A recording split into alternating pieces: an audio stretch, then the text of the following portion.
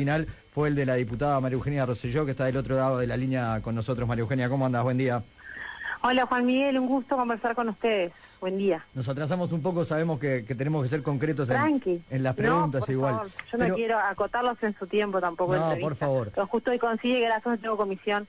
Y por eso le comentaba. No, tranquila que antes de las 11 ya va a estar Germán Medina por acá dando vueltas. Bueno, escuchamos mucho tiempo argumentar de tu parte que el problema que sí es real, de que se dan situaciones injustas con, sobre todo, padres que no pueden ver a sus hijos, que a veces no pueden verlos por muchos meses, que a veces no se cumplen con las visitas que están establecidas, era un problema que no se le solucionaba con un texto legal, sino que se tenía que solucionar en la práctica, en la justicia.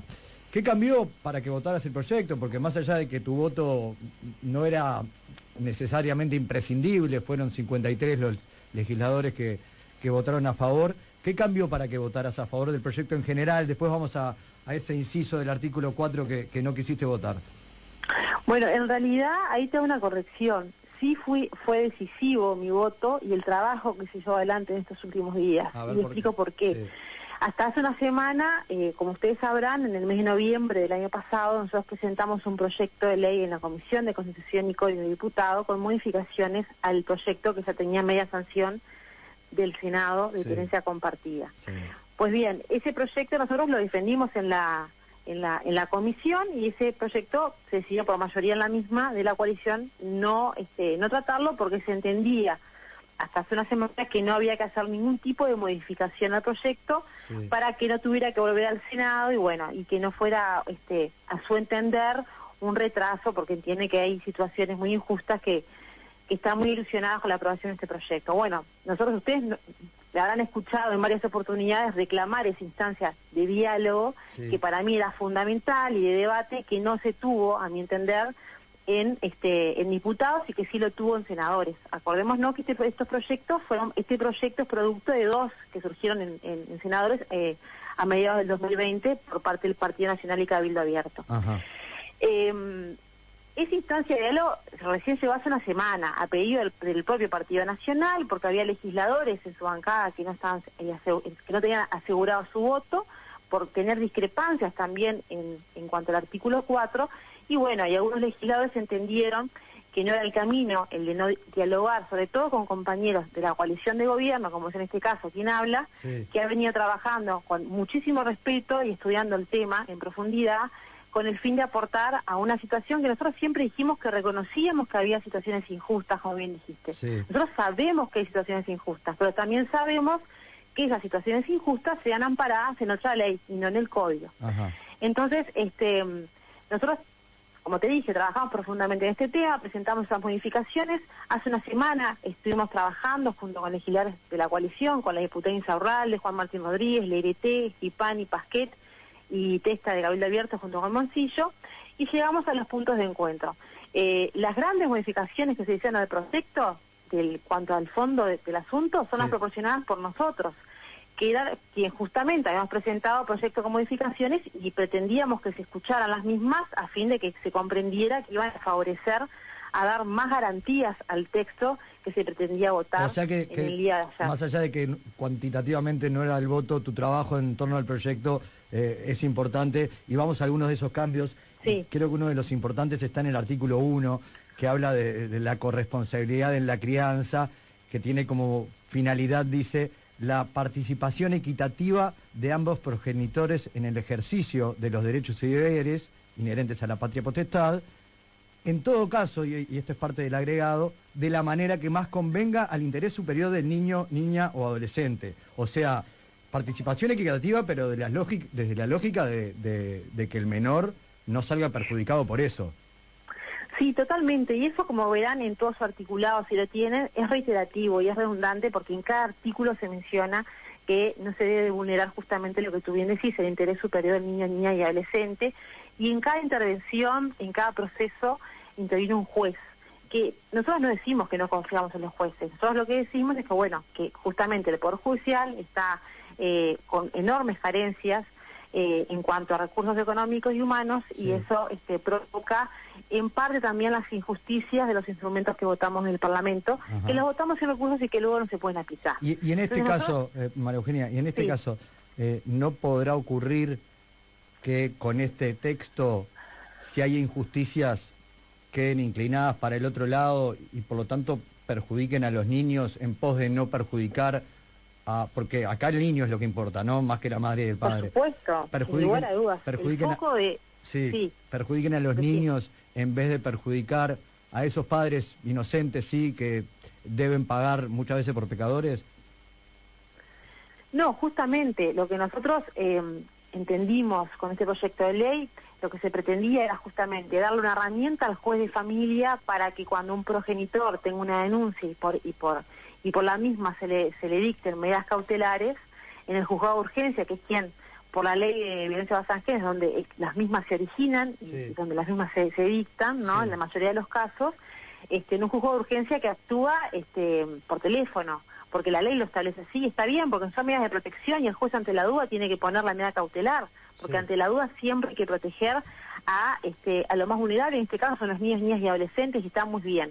Pero lo que se dice acá, que esa situación genera grandes injusticias, porque muchas veces se abusa de ese instrumento que da la ley de género, y aquellas madres que consideran como forma de venganza destruir el vínculo con sus padres, lo utilizan, lo malusan justamente con ese fin, y luego, y ahí es cuando se generan esas grandes injusticias. Entonces, con este proyecto de ley, que es lo que se introduce en el artículo 4, se le pide al juez de familia, se le da la posibilidad al juez de familia que si lo pide este progenitor, pueda revisar esa medida cautelar, siempre y cuando, que eso es una introducción que hicimos nosotros, no sean medidas cautelares que provengan de una situación, de un hecho de apariencia delictiva o delito, es decir, un progenitor que tenga una formalización, que esto es en la órbita de lo penal, nosotros le dijimos no estamos de acuerdo que se revise esa medida cautelar, porque eso sí se supone un riesgo de la integridad física y psíquica emocional de los niños, niñas y adolescentes. Y no estamos de acuerdo con que se revise, porque ahí se emite una prueba de que hubo algo, y nada más y nada menos que un delito, y para nosotros es un riesgo y queríamos evitarlo. Claro. Por eso se introdujo esa modificación, y es lo que a nosotros nos da garantías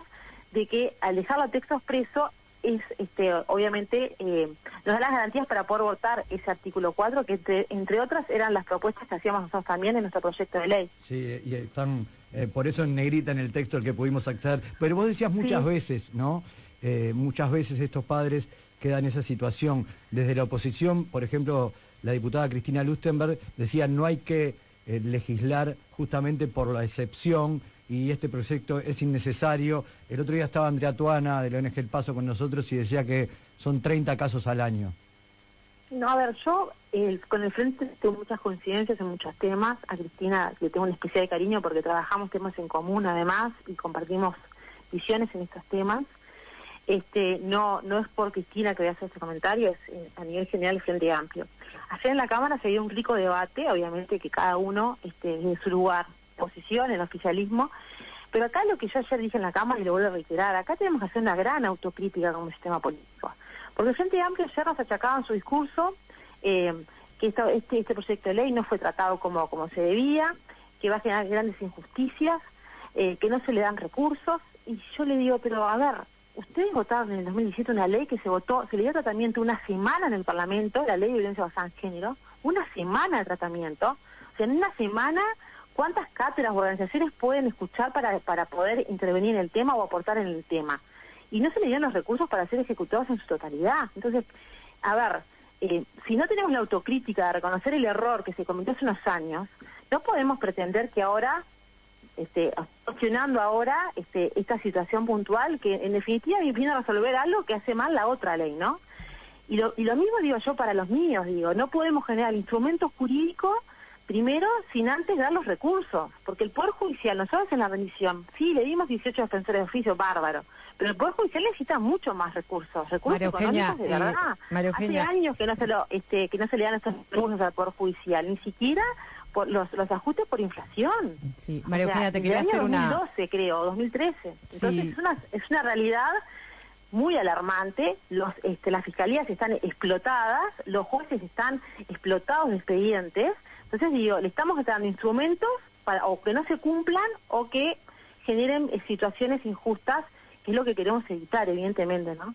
María Eugenia Ileana Silva. Ileana, No, sí, todo bien. Sí. Te quería hacer dos preguntas, inquietudes, también que están llegando a través de los oyentes. Una con respecto, si ustedes ahora, escuchándote, no están repitiendo un poco la historia también de la pasada legislatura, de votar una ley donde saben que el Poder Judicial no tiene los recursos suficientes. Eso lo han... Sí. Además, los propios magistrados, los defensores de oficio, a este punto quiero llegar, han denunciado que muchas veces se encuentran con esa situación, desbordados por falta de recursos. Y por otro lado, esa es una inquietud. Y por otro lado, bueno, ¿qué pasa con las voces de la academia, de las organizaciones sociales que se han manifestado en contra de esta ley, si ustedes no lo tuvieron en cuenta a la hora de redactar estas modificaciones?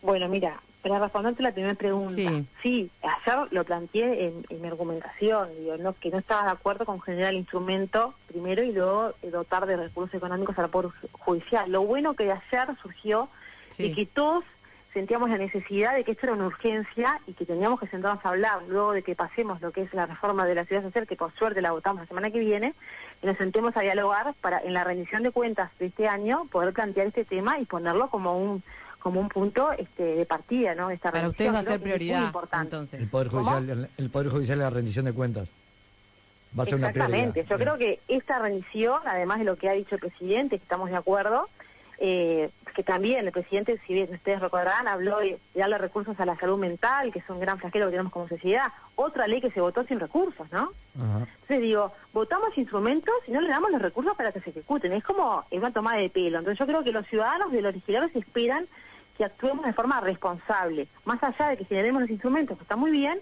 pero bueno, que los acompañemos de recursos, porque si no, en la práctica muchas veces generan situaciones que luego tienden a generar estas injusticias que nosotros pretendemos evitar. Porque la realidad es que para que un juez tenga que tomar postura o revisar un caso, tiene que tener informes de peritos idóneos, etcétera. En la diaria, por lo que dicen quienes están allí, no se da tan así tampoco, porque carecen de esos peritos. Entonces digo, está todo un poco desprolijo, y además los plazos no se cumplen, porque se ponen plazos de 72 horas, 48 horas, pero en la práctica quienes están allí te dicen son 6, 7 meses. Entonces digo, trabajemos realmente en la solución de fondo. Nosotros siempre hemos dicho que acá, y ayer lo dijo muy bien Iván Posada, tenemos que sentarnos también a dialogar y a ver cómo podemos perfeccionar la ley 19.580, que ha generado enormes injusticias, y que a raíz de esas injusticias hay familias que ven vulnerado su derecho a estar con sus nietos, con su hijo, que es una realidad. Y sí, serán 30 apelaciones por año, pero es mucho. No, está bien, pero para ponerlo, vos decías muchas veces, capaz que con todos los casos que hay, hablar de 30 lo ponen en cifras. Yo sé que para cada uno de esos 30, si créeme que conozco casos personales, es casi que una muerte en vida, una angustia, tratamiento psiquiátrico. Tengo testimonios muy cercanos a mí que me han movilizado un montón, y por eso me puse al hombro este tema y he intentado aportar e introducir modificaciones, porque realmente digo, hay que buscar una solución. No se puede dar decir, tampoco generar la creencia de que las mujeres abusan de esto de las denuncias falsas. No, por favor, digo, no es que se abuse de forma generalizada el instrumento. Estamos legislando por la patología y por la perversidad, porque quien usa este instrumento para hacerle una denuncia falsa al padre de sus hijos tiene una patología. No es alguien que esté en sus cabales, porque ¿quién quiere destruir el vínculo con sus hijos y el padre? La segunda pregunta. ¿Alguien que juicio? Evidentemente no. Entonces digo, estamos legislando por la patología. Pues bien, está bien. Queremos dar una solución, queremos dar una herramienta a estos papás, bueno, que sea con las debidas garantías. Y es por eso que para nosotros es fundamental que en este lapso de estos días trabajemos en conjunto con los compañeros de la coalición en estas modificaciones que a nuestro entender dan garantías al proyecto. Porque como venía el Senado, tenía redacción confusa. No solamente se aportaron nuestras modificaciones, sino que, por ejemplo, el diputado Pasquet aportó muchísimo en el pulido del artículo 4, lo esclareció en un montón de conceptos, de textos jurídicos, junto con el ministro Cavalli, que aportó un montón al asunto. Se generó un mucho mejor artículo 4 del que venía del Senado, y se le introdujeron nuestras modificaciones, y además otras modificaciones que hicimos, además del agregado del artículo 14, que fue a propuesta nuestra del agravante. Sí, te preguntaba por las organizaciones sociales, como por ejemplo UNICEF o también otras organizaciones, los propios magistrados, la Asociación de Defensores de Oficio, que fueron a las comisiones y que presentaron argumentos contundentes contra esta ley. a Sí, eso. yo no puedo decirte si los escuché o no, yo los leí los informes, yo no integro esa comisión. Yo leí, sí, muy bien los informes y tomé sus sugerencias. Por eso es que presentamos ese proyecto con modificaciones. Yo no creo que ellos hayan tenido acceso a este documento, no lo sé. Ellos se refirieron al documento que vino del Senado. Y recuerden que ayer no se votó ese documento, se le hicieron muchísimas modificaciones. Yo estoy segura que si esas organizaciones, tanto el Instituto Nacional de Derechos Humanos como UNICEF, que son los que tú me estás mencionando, como la Asociación de Magistrados, leen el documento que salió ayer de la Cámara, van a haber reflejado sus sugerencias porque realmente se le cambió muchísimo al texto y ha mejorado un montón. Va a valer la pena recoger esas voces entonces de vuelta. Que seguramente vayan también al Senado ahora, pero bueno, recogerlas no, sobre en el ese Senado, texto. como ya estuvo, ya hay que votar o no. Está bien. ¿Se está de acuerdo o no se está de acuerdo? Bueno, pero le podemos no se preguntar. Le da tratamiento en comisión. Le podemos preguntar nosotros, más allá de que la comisión lo trate o no, les podremos preguntar sí, por qué supuesto, piensan. sin lugar a dudas. Siempre van a haber cosas para mejorar. Lo importante es que se llegó a un texto que da enormes garantías y que no desprotege a los niños, niñas y adolescentes. No, muy por está el bien, contrario. pero respecto a lo que planteaba Diana, está bueno tener algunas de esas voces que se habían pronunciado en contra, a ver si esta nueva redacción de este texto sin lugar a dudas les parece mejor. Sí. Capaz que dicen, no, igual estoy en contra, pero nos parece voces más mejor. Que calificadas, y de mi parte nunca fueron agraviadas, y siempre leí los informes que nos enviaron con el profundo respeto que merecen, porque son instituciones, son organizaciones que trabajan con estos temas y hay que escucharlas, y siempre lo he dicho. Vos no votaste uno de los incisos del artículo 4, ¿verdad? Sí, el numeral 8. El numeral 8. Se mantuvo como estaba redactado, que a nuestro entender, la verdad, no acompañaba todo lo que veníamos diciendo, que ese numeral 8, a mi entender, por más que, insisto, en todo procedimiento interviene un juez para la sociedad, porque tampoco quede como que los jueces no son de confiar, ¿verdad? Sí. Pero acá lo que nosotros estamos diciendo que los jueces también se pueden equivocar. Déjame leerlo, déjame leerlo así la audiencia Dale, se pone al tanto de lo que dice y entiende mejor lo que vos puedas argumentar. Dale. Dice, sí, cómo no. En todo caso, incluyendo el supuesto de haberse decretado la aplicación de medidas cautelares, deberá respetarse el derecho a las visitas de los niños y adolescentes con la persona denunciada, aún teniendo medidas cautelares, toda vez que a juicio del juez sean acordes al interés superior del niño y adolescente y de considerarse necesario en las modalidades que garanticen dicho interés superior, como ser a título enunciativo, que las visitas sean en lugares públicos, en presencia de familiares del niño o adolescente, en reparticiones estatales adecuadas o de cualquier otra forma que a criterio del juez garantice la protección de la integridad física y emocional de los niños y adolescentes, disponiendo el régimen de seguimiento periódico necesario. ¿No va todo en la línea de lo que vos misma estás planteando? Sí, claro. Nosotros hemos dicho que no podemos dejar de desconocer y de leer el artículo 123 del CNA en cuanto a que se considera maltrato hacia los niños, niñas y adolescentes, su exposición a la violencia basada en género contra sus madres u otras personas a cargo de su cuidado. Sí. Entonces, por eso nosotros dijimos que no íbamos a acompañar este numeral, por entender que se contrapone justamente con lo que veníamos exponiendo y con lo que veníamos diciendo.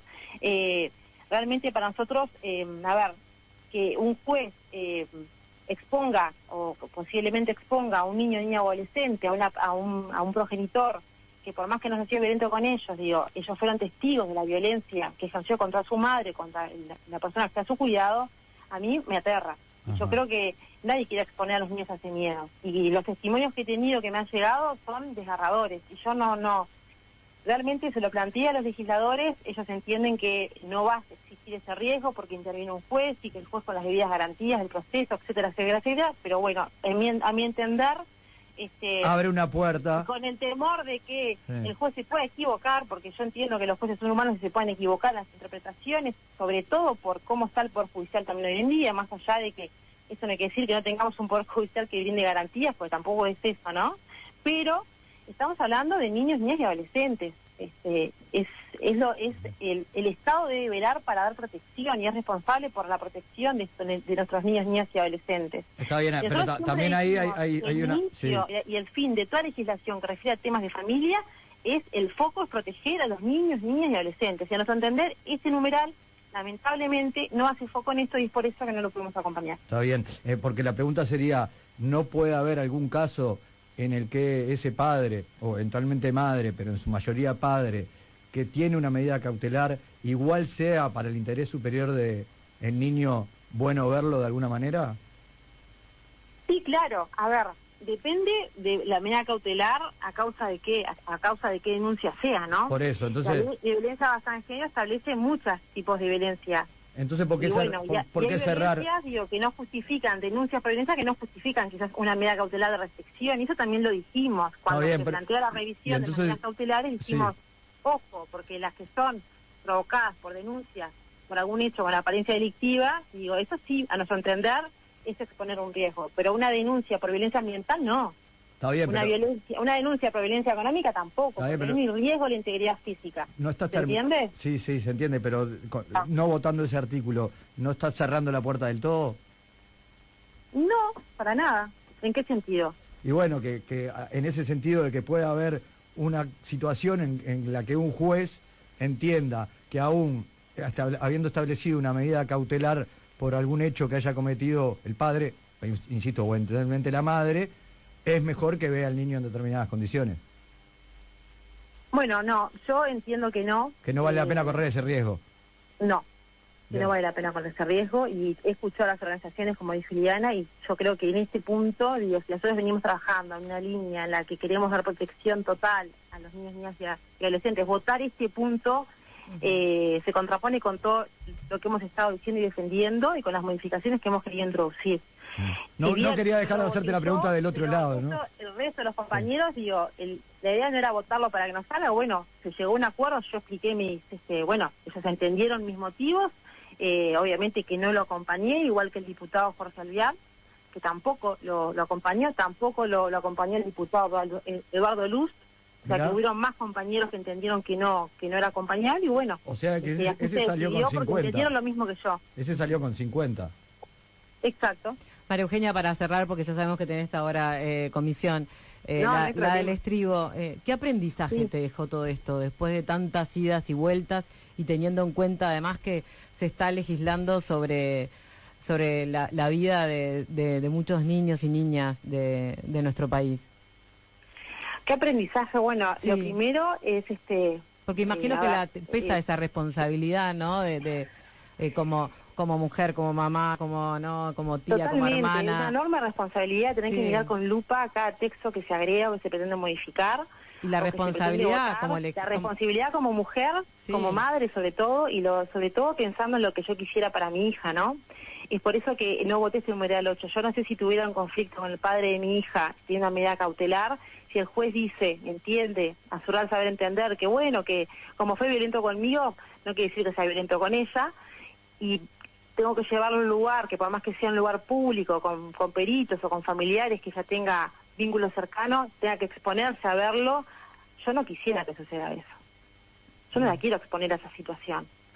Entonces, como legisladora, como mujer, como madre, tengo la obligación de ver con lupa cada artículo, cada modificación, cada cuestión que se prevé integrar o modificar. Son normas muy delicadas. Estamos hablando del Código de la Niñez y de la Adolescencia. Sí, por eso mi pregunta, ¿no? Parlamentarias, con unanimidades parlamentarias. Cuando pasás raya decís, bueno, ¿qué aprendizaje me dejó todo esto? Porque imagino que para los legisladores esto no es que voy y levanto la mano y voto de acuerdo a lo que me parece. El aprendizaje es que hay que hablar, dialogar y sentarse a generar esos nexos de diálogo que son tan importantes para lograr estos puntos de encuentro, porque en definitiva no hay ningún legislador que quiera exponer a un niño a un violento. Yo creo que todos queremos soluciones distintas y entendemos que la solución planteada por cada uno es lo mejor, pero siempre en base a una instancia de diálogo. No podemos permitir que se nos diga a los diputados del Senado que no podemos modificar un proyecto de ley, o lo que suponía este proyecto de ley, con el tema que trata este proyecto de ley, con las normas que se modificaron en este proyecto de ley, o lo que supone analizar esas normas en la profundidad y con la responsabilidad que hay que hacerlo. Porque vuelvo a reiterar, es el Código de la Niñez y de la Adolescencia. Realmente el aprendizaje es que el diálogo respetuoso siempre debe estar, el intercambio respetuoso, ya sea con legisladores del propio oficialismo o con legisladores de la oposición. Todos queremos aportar un tema. Yo ayer se votó un proyecto de ley con modificaciones que la oposición lo tuvo una hora antes. Y estoy de acuerdo, estaban enojados y tienen razón. Pero también el aprendizaje es que no hacemos la autocrítica, porque el Frente Amplio en todo su momento dijo que no quería votar el proyecto de ley, ni con modificaciones, ni como estaba, ni como nada. Yo le pregunté al coordinador del Frente Amplio en su momento si yo presentaba estas modificaciones como sustitutivo en el plenario, antes de saber que iba a llegar a un acuerdo con mis compañeros del gobierno. si ellos acompañaban, me dijeron que no. O sea, que tampoco hubo intención de dialogar desde ese lugar. Entonces digo, ayer yo esperaba otra respuesta del Frente Amplio, otra autocrítica. Ellos se refirieron más, a la desprotección, que está muy bien a su entender, pero tampoco quisieron dialogar y avanzar en un tema que creo que nos responsabiliza a todos, ¿no? María Eugenia. El tema político, Sí. La gente, yo creo que los ciudadanos nos deberían haber sentados a todos los partidos políticos trabajando en conjunto por estos temas que nos tienen que unir. Te agrego No otra. se puede dar el tono del debate como ayer se generó en el Parlamento, que estaban a los gritos. Estamos hablando de los niños, niñas y adolescentes. Sí, de madrugada las cosas a veces se ponen complicadas. No, hablando en serio, No, sí. y ya te libero, porque el artículo, más allá de que lo votaron 50 legisladores, se aprobó, es decir, si la ley el artículo no, el numeral. El numeral 8, el numeral 8 del artículo 4 se aprobó, es decir, si la ley se aprueba, se aprobará como está, y ese riesgo que vos decís que existe de que una madre que fue violentada por el padre tenga que llevar a su hijo a ver al padre, va a ser posible si un juez lo admite. Sí, a mi entender, sí. Bien, A mi entender, sí. bien. Y vale la pena igual votar la ley y estas modificaciones. Más Sí, allá de porque, el proyecto de ley partía de la base que había que revisar todo el universo de medidas cautelares. El proyecto original que vino al principio del 2020 planteaba la tenencia compartida como preceptiva. Sí. Imagínense si hubiera sido necesario negociar y dialogar, porque se llegó a un acuerdo de que era un disparate y que no podía ser preceptiva la tenencia compartida. Y se dejó incluir el texto de preso en el régimen vigente, pero como siempre decimos, ya es una opción que tiene el juez hoy en día. Pero si será necesario dialogar para modificar los textos. O sea, acá se llegó a un consenso, se llegó a un acuerdo, se llegó a introducir algo fundamental, que es que el juez no pueda revisar, que tenga muy especialmente cuidado y que vea y que analice muy especialmente aquellos que vengan producto de denuncias hechas en la órbita de lo penal, que no estaba texto expreso, y Bien. dejaba esa puerta abierta también. Bien. Eso a nosotros nos dio especiales garantías, más allá de que el juez de familia común tenga todo un proceso garante, que se tome los tiempos necesarios y que tenga los informes y bla, bla, bla. Pero bueno, para nosotros es fundamental que quede texto expreso porque le estamos diciendo al juez, tiene que verlo especialmente, es su responsabilidad. Ajá. Esa medida cautelar no tiene que ser revisada. Y bueno, y acá en este caso no hubo acuerdo, pero eso no quiere decir tampoco, a mi entender, Aun cuando no estabas de acuerdo, abierta sí, a esa exposición. Ahí Pero va. yo me comprometo, y ayer por lo que yo entendí y lo que surgió en el debate, Sí. que todos queremos dotar al Poder Judicial de recursos económicos. Entonces, si ayudamos al Poder Judicial, le damos esos recursos, le damos los recursos humanos, yo creo que reforzamos este instrumento y eso también le va a brindar muchísimas más garantías, no solamente a este instrumento, sino a todos los que están, a todos los procesos judiciales, que es fundamental. Sí, porque poder dotarlos de recursos para que sean cumplidos cabalmente. Quien tendrá la llave de la puerta en la última instancia será el juez. Muchas gracias, María Eugenia. Gracias. Un placer conversar con ustedes, que tengan muy buen día. La diputada María Eugenia Rosselló, pasada por esta mañana.